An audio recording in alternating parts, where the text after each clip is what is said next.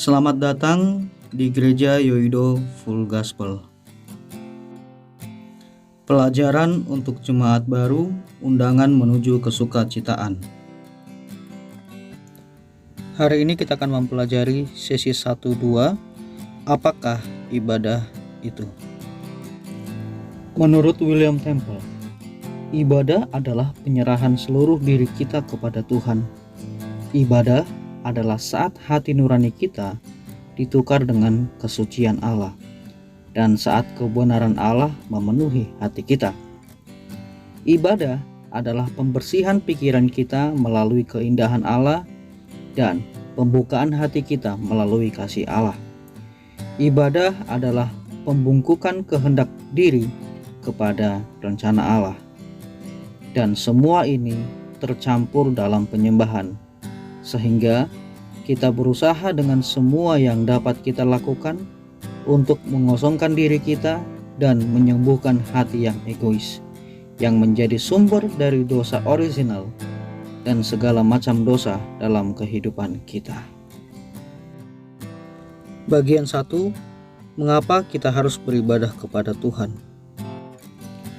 Kata ibadah dalam bahasa Inggris adalah worship, yang terdiri dari kata word, yaitu harga, dan ship, yaitu identitas. Jadi, kata ibadah memiliki arti bahwa Tuhan itu punya harga dan identitas yang pantas untuk menerima semua penyembahan dan hormat kita. Alasan pertama, karena Tuhan layak untuk menerima penyembahan kita. Tuhan yang menciptakan langit dan bumi adalah Tuhan yang layak untuk terima kemuliaan, penghormatan, dan semua pujian dari ciptaannya.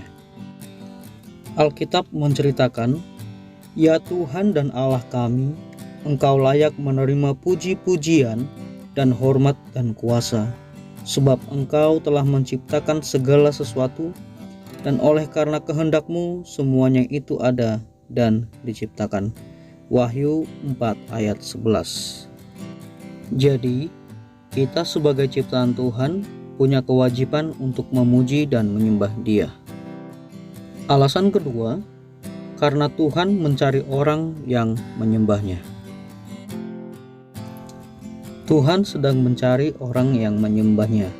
Alkitab menceritakan, tetapi saatnya akan datang dan sudah tiba sekarang, bahwa penyembah-penyembah benar akan menyembah Bapa dalam roh dan kebenaran, sebab Bapa menghendaki penyembah-penyembah demikian. Yohanes 4 ayat 23. Seperti yang tertulis, Tuhan sedang mencari orang yang menyembah Dia.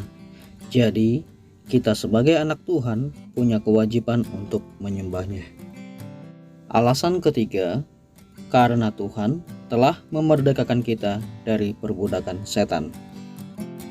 Tuhan memerintahkan bangsa Israel untuk memperhatikan hari Sabat setelah mereka dimerdekakan dari bangsa Mesir.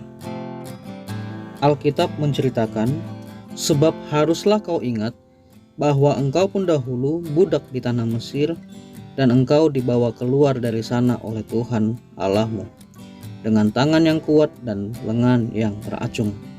Itulah sebabnya Tuhan Allahmu memerintahkan engkau merayakan hari Sabat." Ulangan 5 ayat 15. Jadi, kita sebagai bangsa Israel rohani yang telah dibebaskan dari perbudakan setan juga harus menyembah Tuhan kita pada hari Minggu.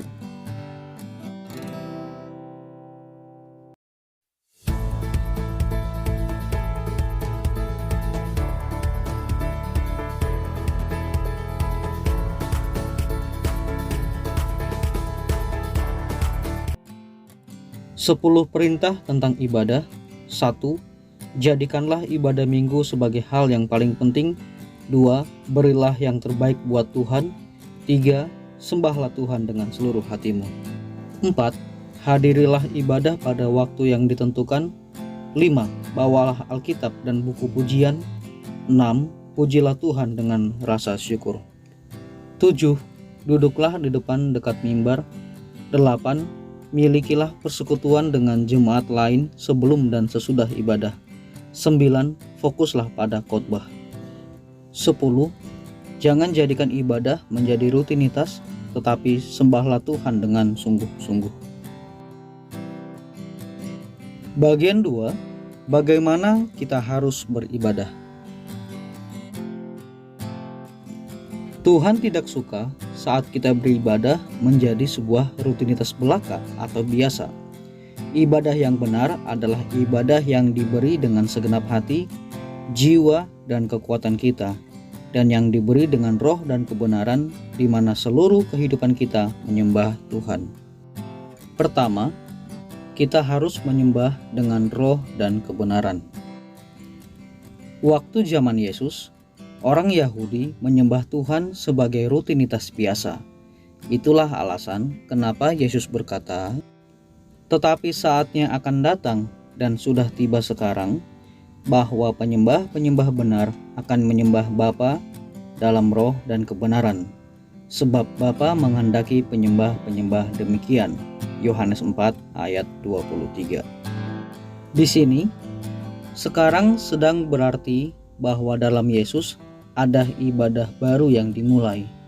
Jadi, kita tidak boleh menyembah sebagai rutinitas belaka, tetapi kita harus menyembah dengan roh dan kebenaran. Kedua, kita harus menyembah dengan segenap hati, jiwa, dan kekuatan.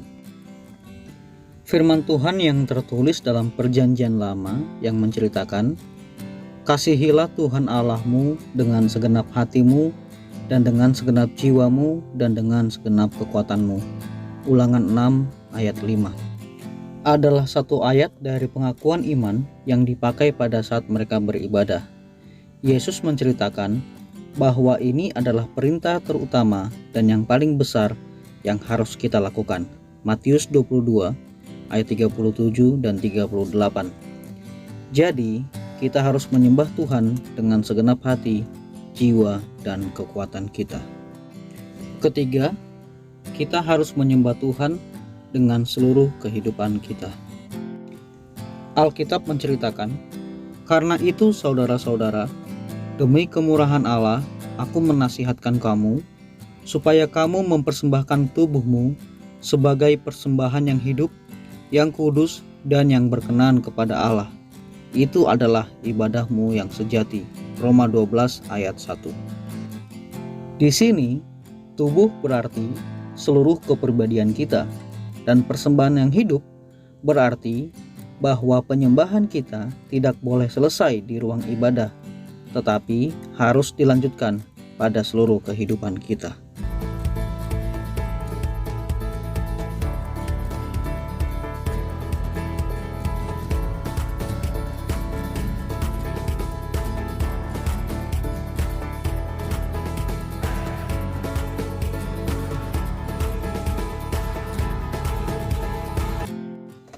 Inilah satu anekdot tentang persembahan dari satu gereja dalam sebuah desa kecil di Skotlandia. Beda dari kantong persembahan yang dipakai pada zaman ini, gereja itu menggunakan baki besar sehingga orang-orang bisa mempersembahkan bukan hanya uang, tapi juga barang-barang mereka. Baki itu terhenti di depan satu anak kecil. Anak kecil itu tidak punya uang, jadi dia bergumul. Setelah itu dia berdiri dan naik ke atas baki itu.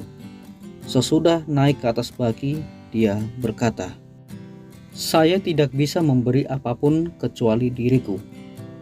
Anak inilah yang nanti menjadi David Livingstone, sang penjelajah, dokter, pelajar teologi, dan misionaris yang membuka jalan buat penginjilan dan geografis di Afrika.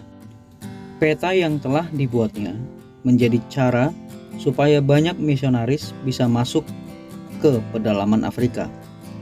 Dan penduduk Afrika yang telah diinjili, diobati, dan yang hidup bersama dengan David masih mengingatnya dan menceritakan, Livingstone mengasihi kita saat berbicara tentangnya. Dengan hati yang senang, Tuhan menerima anak kecil yang mempersembahkan dirinya sehingga jalan penginjilan bisa terbuka dan kasih Tuhan bisa bersinar ke dalam tanah Afrika yang masih gelap pada zaman itu. Persembahan adalah ekspresi pengucapan syukur atas berbagai macam anugerah dari Tuhan dan juga satu tindakan iman yang mengakui Tuhan adalah pemilik sejati di atas segala hal. Tuhan senang saat kita memakai apa yang diberinya dengan sikap merawat dengan baik, dan saat kita memberi apa yang dimiliki Tuhan kepadanya dengan ucapan syukur dan sukacita. 1. Ekspresi ucapan syukur dan kasih terhadap anugerah yang telah diberi Tuhan kepada kita. Sebagai tanda ucapan syukur dan kasih kepada Yesus, Maria memecahkan jar alabaster yang sangat berharga di atas kepala Yesus. Tentang ini, Alkitab menceritakan, maka Maria mengambil setengah kati minyak narwastu murni yang mahal harganya, lalu meminyaki kaki Yesus dan menyekanya dengan rambutnya. Dan bau minyak semerbak di seluruh rumah itu. Yohanes 12 ayat 3. Seperti itu, persembahan adalah ekspresi kasih dan syukur buat anugerah yang diberi oleh Tuhan. 2. Tindakan iman yang mengakui bahwa Tuhan adalah pemilik sejati di atas segala hal. Alkitab menceritakan bahwa Tuhanlah yang empunya bumi serta segala isinya, dan dunia serta yang diam di dalamnya. Mazmur 24 ayat 1.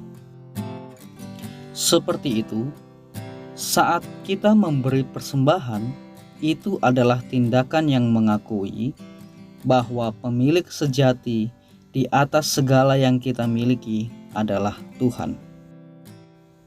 3. Tuhan mengasihi orang yang memberi dengan sukacita. Persembahan harus diberi sesuai dengan apa yang ditentukan dalam hati orang, tanpa merasa rugi dan dengan senang hati. Alkitab menceritakan, hendaklah masing-masing memberikan menurut kerelaan hatinya, jangan dengan sedih hati atau karena paksaan, sebab Allah mengasihi orang yang memberi dengan sukacita. 2 Korintus 9 ayat 7. Jadi, saat kita memberi persembahan kepada Tuhan, kita harus memberi sesuai dengan apa yang kita tentukan, tetapi kita tidak boleh memberinya dengan rasa terpaksa. Kita harus memberinya dengan sukarela dan hati yang penuh sukacita.